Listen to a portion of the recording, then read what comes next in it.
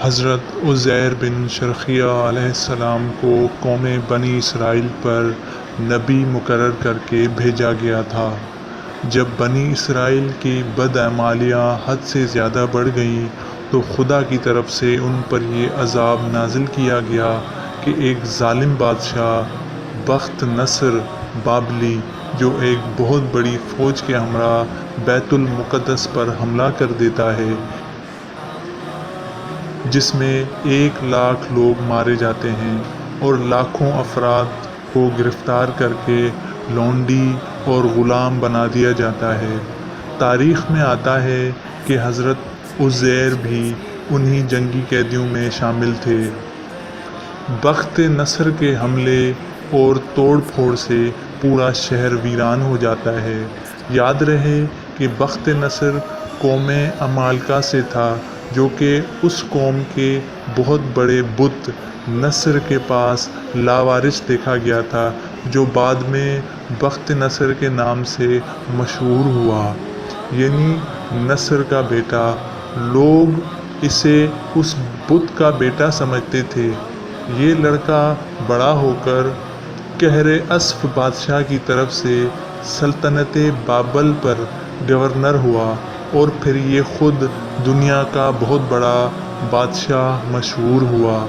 قرآن کے اندر سورہ بقرہ میں یہ واقعہ آتا ہے کہ جب حضرت عزیر علیہ السلام بخت نصر بادشاہ کے قید سے رہا ہوئے تو ایک گدھے پر سوار ہو کر اپنے شہر بیت المقدس میں داخل ہوئے۔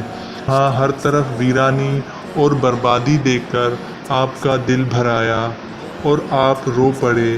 آپ نے شہر کے چاروں جانب چکر لگایا مگر انہیں کہیں بھی انسان نظر نہیں آیا، مگر درختوں پر خوب زیادہ پھل آئے ہیں جو پک کر تیار ہو چکے ہیں، مگر کوئی بھی انہیں توڑنے والا نہیں۔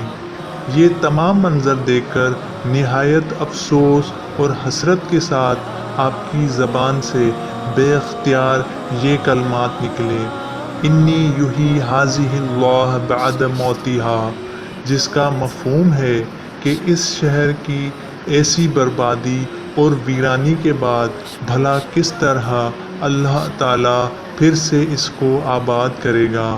اور پھر آپ نے کچھ پھلوں کو توڑ کر تناول فرمایا اور انگوروں کو نچوڑ کر اس کا شیرہ نوش فرمایا اور بچے ہوئے انگوروں کا شیرہ اپنی مشک میں بھر لیا اور اپنے گدھے کو ایک مضبوط رسی سے باندھ دیا۔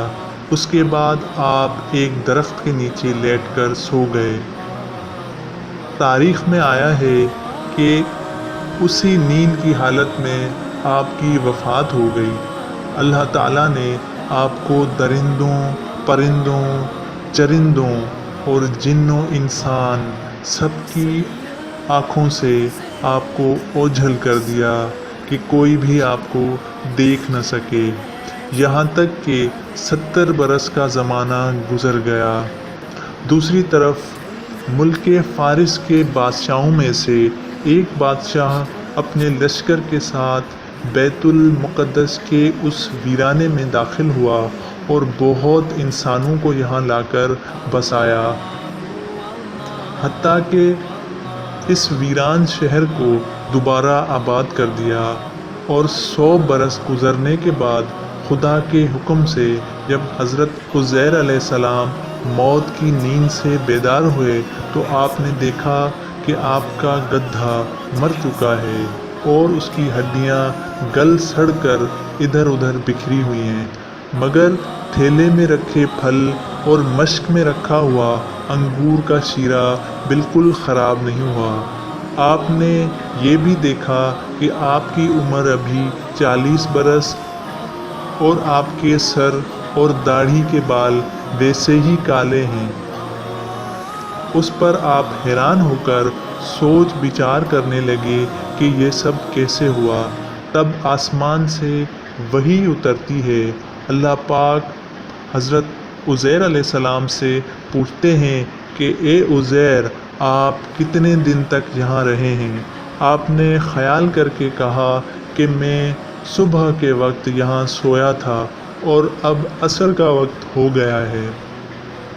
تو اللہ پاک نے فرمایا کہ نہیں اے عزیر، تم پورے 100 برس یہاں ٹھہرے رہے ہو، اب تم ہماری قدرت کا نظارہ کرنے کے لیے ذرا اپنے گدھے کی طرف دیکھو کہ کیسے اس کی ہڈیاں گل سڑ کر بکھر چکی ہیں، اور اپنے کھانے پینے کی چیزوں پر نظر ڈالو کہ ان میں کوئی خرابی یا بگاڑ پیدا نہیں ہوا۔